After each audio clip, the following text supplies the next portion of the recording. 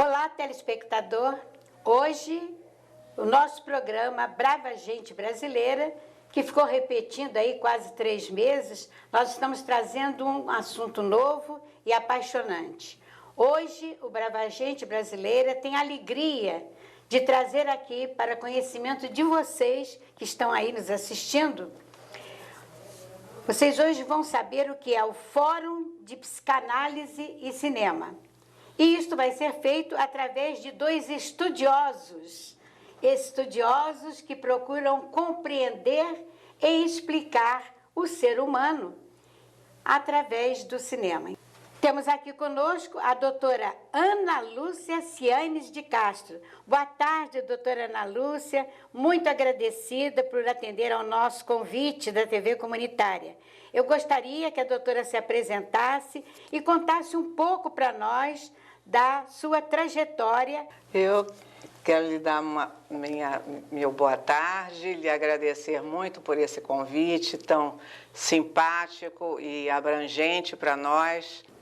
Eu sou museóloga, como a senhora mesmo já nos disse.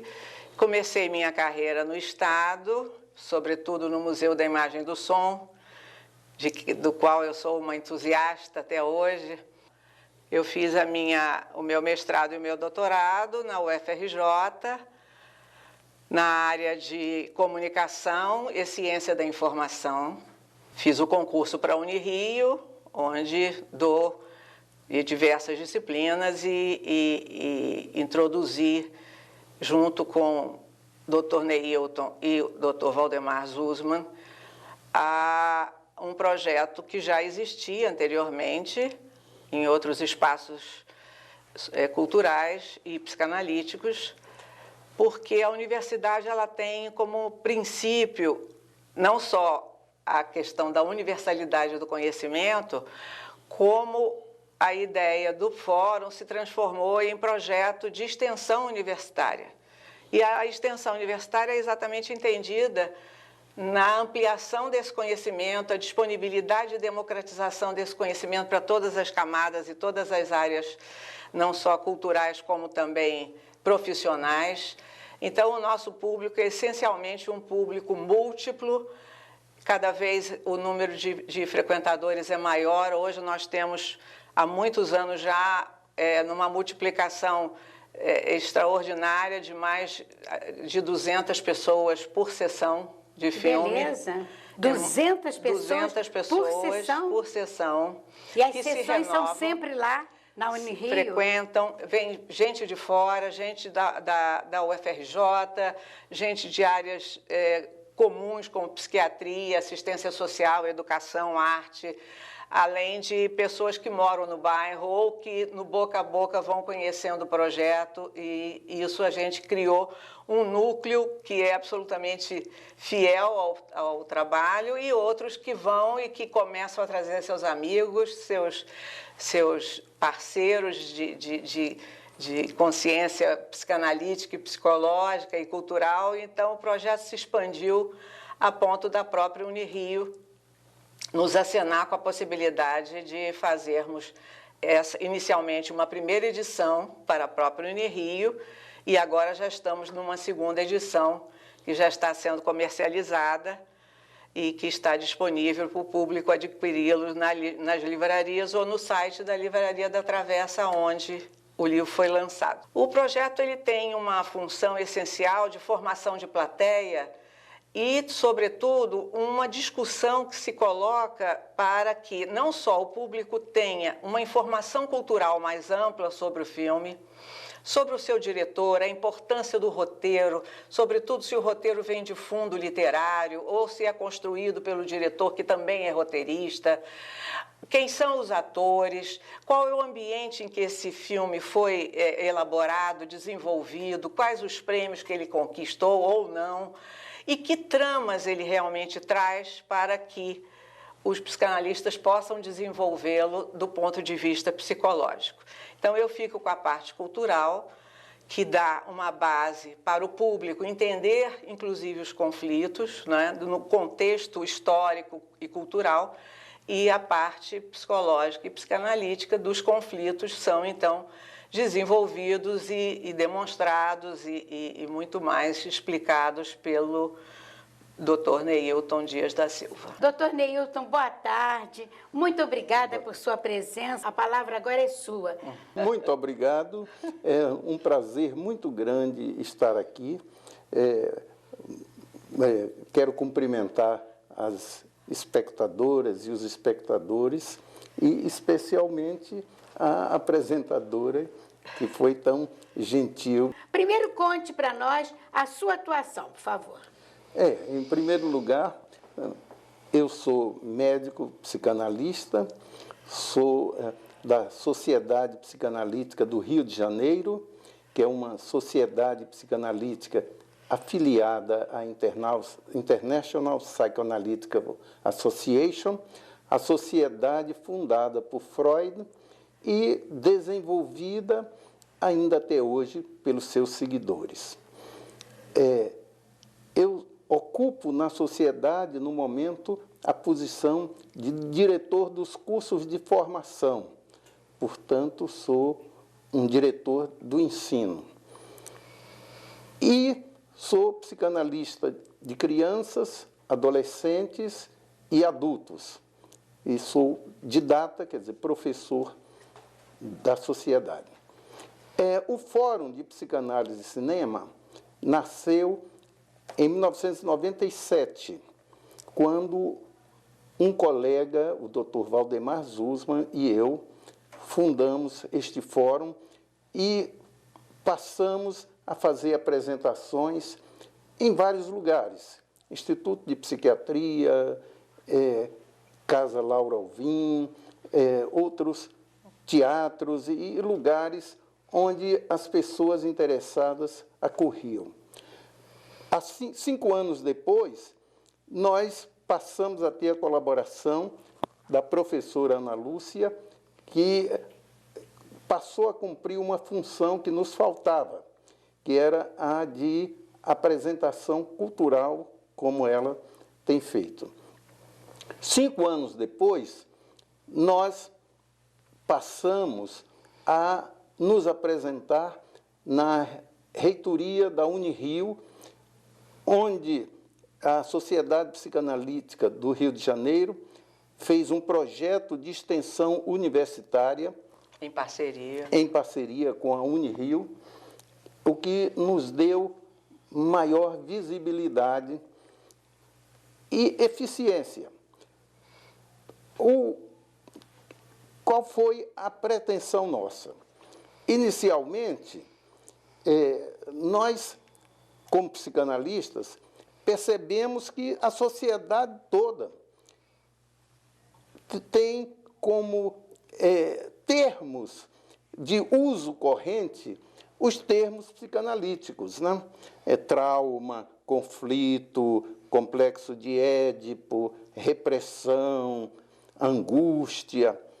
E então nós pensamos em conversar com as pessoas sobre isto e dar algum conhecimento mais extenso sobre a psicanálise inconsciente, por exemplo, que é alguma coisa da maior importância e todo mundo fala sem se dar conta de, muitas vezes, de como isso é importante. A descoberta do inconsciente foi um dos 3 ataques à onipotência do homem. O primeiro ataque foi o de Copérnico, que descobriu e divulgou que a Terra não era o centro do universo. O homem não tinha essa importância toda. A Terra era um pequeno planeta num universo enorme e girava em torno do Sol.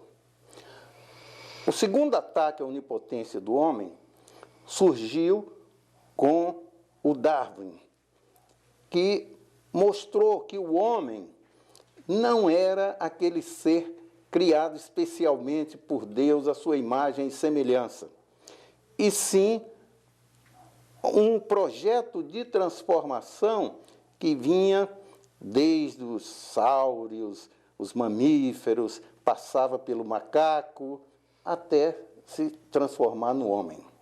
E o terceiro ataque à onipotência humana foi o de Freud, de mostrar que o homem não tem o poder consciente sobre si mesmo.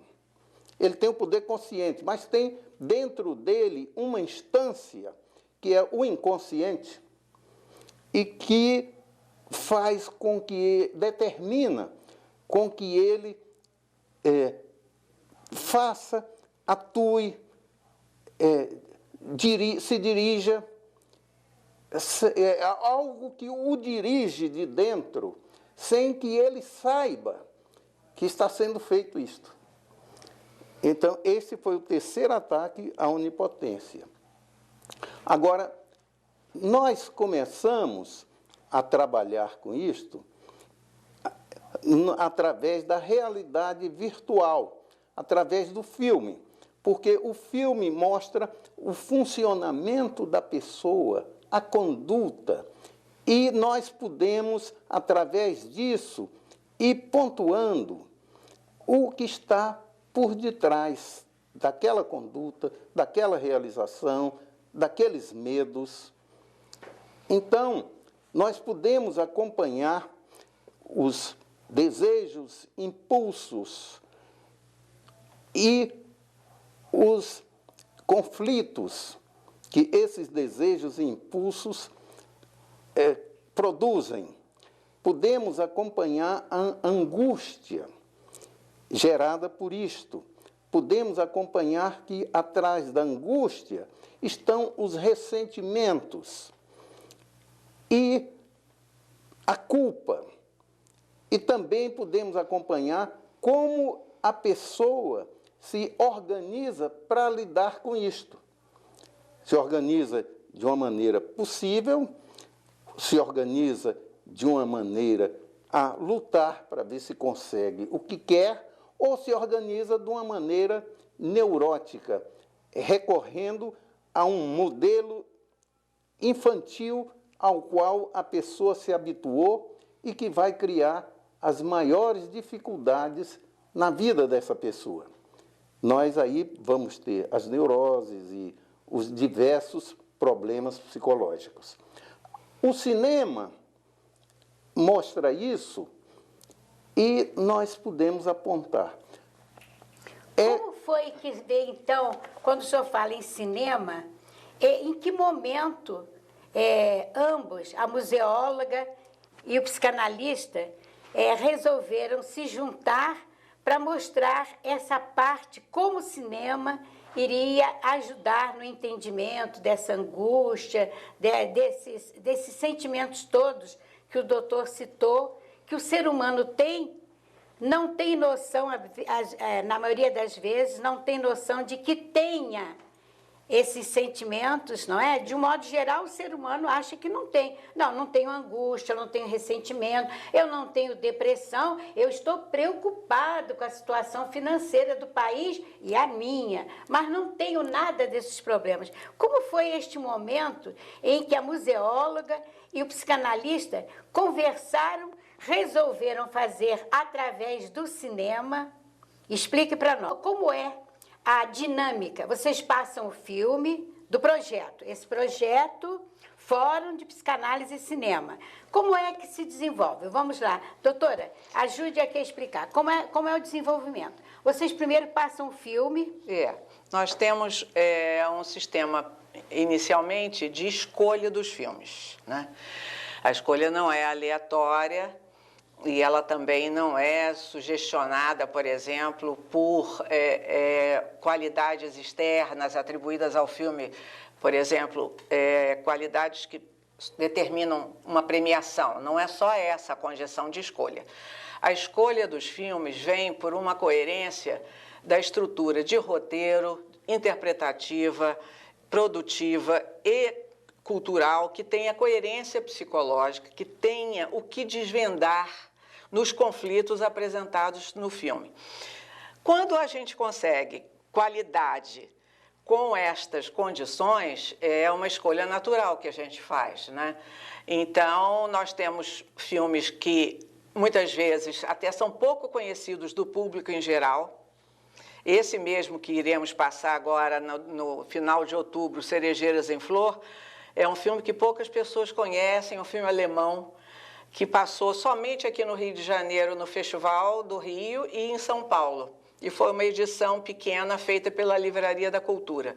Mas ele tem prêmios internacionais, ele tem qualidades, não só de roteiro, como também tem qualidades psicológicas que nos motivaram a escolhê-lo. Assim como o conjunto todo já desses 90 e tantos filmes que a gente já apresentou.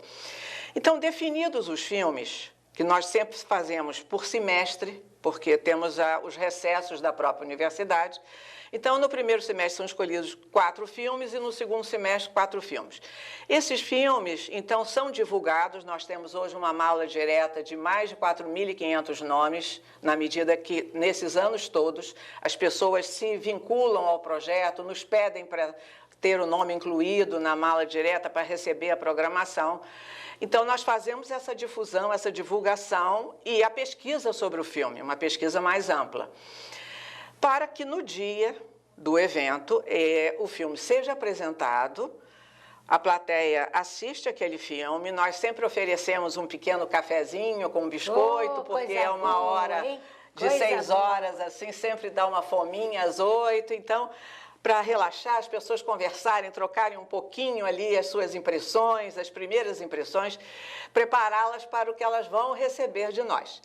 Então, na verdade, no debate propriamente dito, ele começa com a minha intervenção nesse aspecto cultural que eu lhe descrevi, onde então eu coloco a estrutura do filme, a intenção do diretor. O diretor é fundamental na estrutura, né? Ele, apesar de ser uma obra coletiva, a questão central, tanto do roteirista quanto do diretor, são 2 funções que se interligam e que dão um todo coerente e que tenha riqueza psicológica, que tenha riqueza cultural, que tenha, inclusive, períodos que a gente possa trabalhar até a sociologia da cultura, do momento em que algumas questões são colocadas também nesse viés cultural e sociológico, passando, então, a palavra para Dr. Neilton ou Dr. Zuzma, que fazem do filme a análise psicanalítica, mostrando não mais as questões que envolvem a questão cultural, mas sim revelando, realçando e evidenciando os conflitos que organizam e que justificam todo aquele comportamento que os personagens desenvolvem ao longo da trama. E, doutor Neilton, e a plateia? Como é que a plateia se comporta? Eles ficam apenas ouvindo ou eles querem interferir, querem contar casos pessoais que acham que as pessoas, às vezes, se encontram, se acham parecidos com algum personagem daquele filme? E como é que é a sua troca de ideias? Eles se comportam, ficam quietos ouvindo o psicanalista ou eles também querem ensinar o psicanalista? Como é que é? Depois da fala do psicanalista, se segue uma discussão e o espectador pode se manifestar, fazer perguntas, comentários, até discordar, o que ele quiser. E aí nós estabelecemos o diálogo e vamos tentando clarificar o que não ficou muito bem clarificado. Mas o curioso disso tudo é que o ser humano é curioso por excelência. Todo mundo quer xeretar a vida do outro. Todo mundo quer se miscuir. É alguma coisa aprendida, eu falei da criança pequena, desde criança pequena, porque a criança quer se miscuir na vida dos pais, quer saber o que é que papai está fazendo, o que é que mamãe está fazendo, o que é que está vendo com o corpo da mamãe, de onde vêm as crianças. Quer dizer, isso é o próprio desenvolvimento do conhecimento. A gente chama até isso de instinto epistemofílico. E depois que cresce, Repete, eu gostei desse termo. Instinto... Epistemofílico. Epistemofílico. Instinto epistemofílico. Vocês aprenderam? Que é o do conhecimento. Agora, as pessoas... Por que é que a criança faz isso? A criança faz isso para aprender, para se desenvolver, para ver como é que ela pode funcionar diante do pai ou da mãe. O adulto quer se imiscuir na vida do outro, saber como é que ele está fazendo, como são os problemas dele, como é que ele está resolvendo ou falhando, e tirar algum proveito daquilo. Às vezes pode ser assim, antes ele do que eu. Há um certo reasseguramento de que ele está funcionando melhor do que o outro. Mas, frequentemente, ele quer aprender para poder se desenvolver mais. E o curioso é que tem gente que se analisa, que vai lá. Uma pessoa deu o seguinte depoimento. Olha, eu venho aqui e aprendo mais análise do que em 5 sessões de psicanálise que eu faço. A minha pergunta seria essa. E, de certo modo, ele tem razão, porque o psicanalista está lá tratando, não é um professor que vai dizer a ele, olha, o que está acontecendo é isso e assim, vai lidar com as emoções dele e vai ajudá-lo a que ele se organize de uma maneira que seja mais confortável para ele. Aqui, como um examinador da conduta dos outros, eu posso mostrar até didaticamente, olha, essa pessoa teve tal impulso, tal desejo, que a censura não permitiu, então ele ficou ressentido, magoado e reprimiu, mas passou a agir de uma maneira culpada. E essa culpa, como é que ele vai resolver isso? Como é que ele foi resolver isso? E deu certo ou deu errado? E, no final, como ele conseguiu dar uma solução para esses problemas da vida dele? Então, fica fácil mostrar isso no funcionamento do personagem. E a pessoa aprende, alguns até dizem que não precisam de psicanalistas, porque eu vou lá no fórum, eu assisto as dificuldades e as maneiras de resolução e eu aprendo e vou usar comigo mesmo. Doutor, eu tenho impressão de que deve quebrar, assim, uma certa cerimônia que cada um de nós, ser humano, tem quando precisa procurar um psicanalista. Eu tenho a impressão de que, com essa questão da plateia, do teatro, interagindo com a museóloga, interagindo com o psicanalista, a pessoa fica mais à vontade, não é? Sim, perfeitamente. Fica mais à vontade, quebra aquela sensação que a gente tem de superioridade.